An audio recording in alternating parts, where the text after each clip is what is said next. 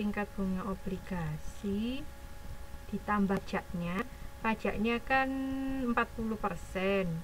40% itu sama dengan 1 dikurangi 0,04 sama dengan 0,06. Terus dijumlahkan sama dengan 0,12.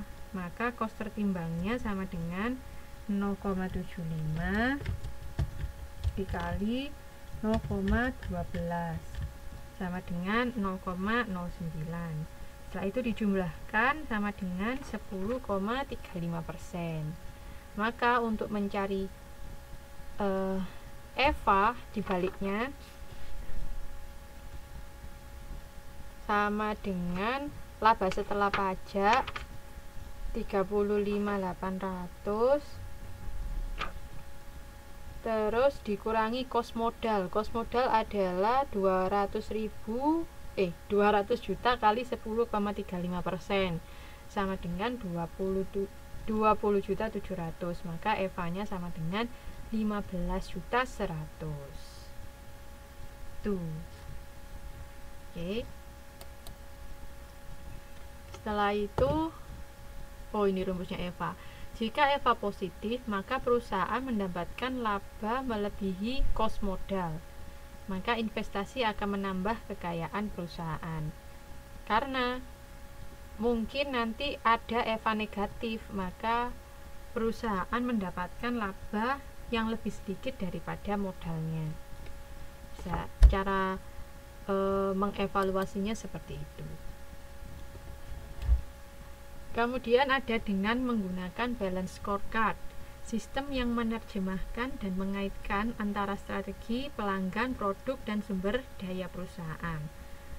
Untuk pengukuran tradisional, dia fokus pada aspek keuangan, tidak menganggap penting investasi jangka panjang.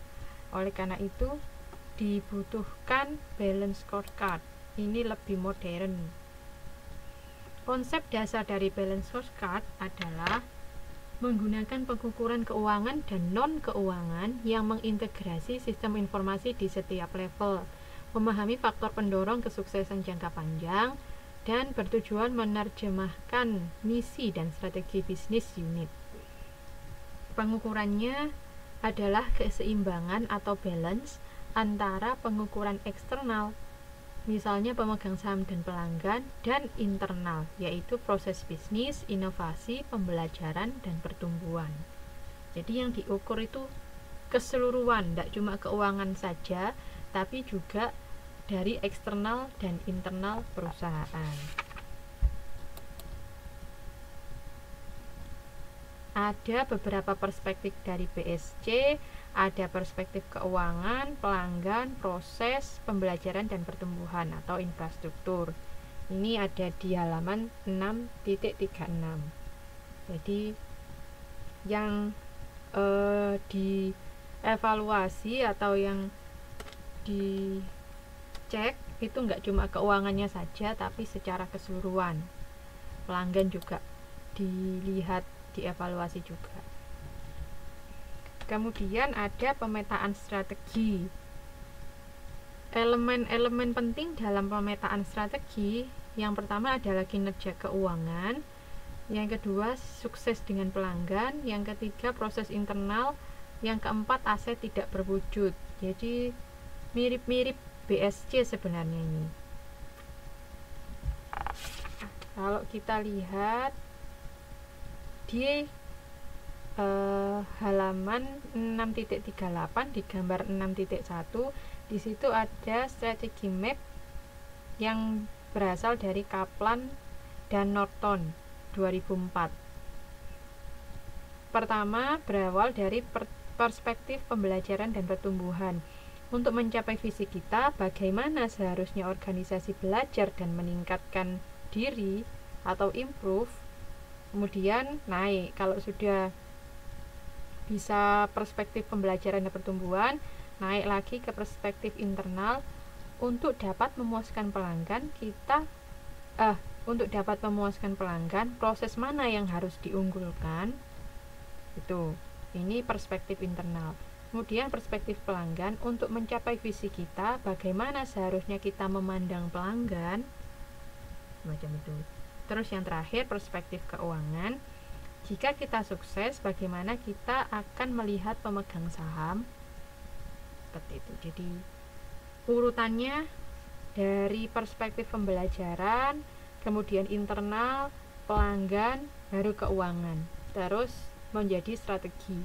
Ini teman-teman harus hafal urutannya, tidak boleh kebalik-balik, dari bawah ke atas. Strategi map atau yang dicetuskan oleh Kaplan dan Norton pada tahun 2014. Oke. Terus ini ada pemetaan strategi, model sederhana, dan penciptaan nilai organisasi sektor publik dan nirlaba di halaman selanjutnya. Oke, sudah selesai untuk modul 6. Alhamdulillah. Ada yang ditanyakan?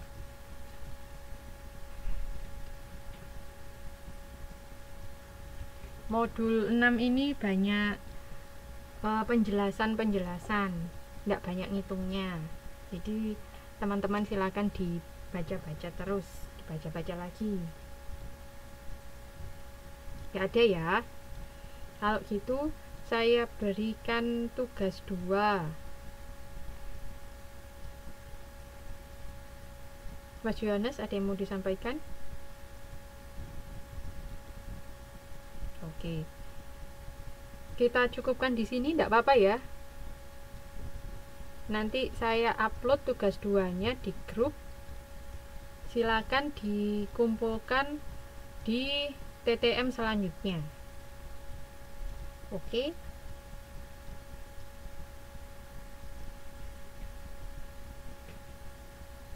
Oke. Mbak Triani, ada yang mau disampaikan? Ya.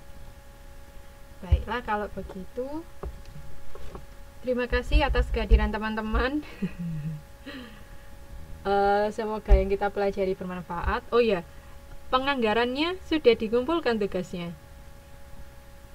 Tugas tuton maksudnya.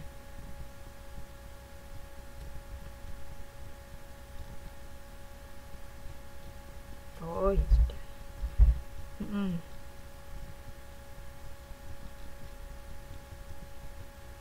Baiklah. Sip. Baiklah, kalau gitu saya cukupkan sekian. Terima kasih atas kehadiran teman-teman. Mohon maaf jika ada salah-salah. Assalamualaikum warahmatullahi wabarakatuh.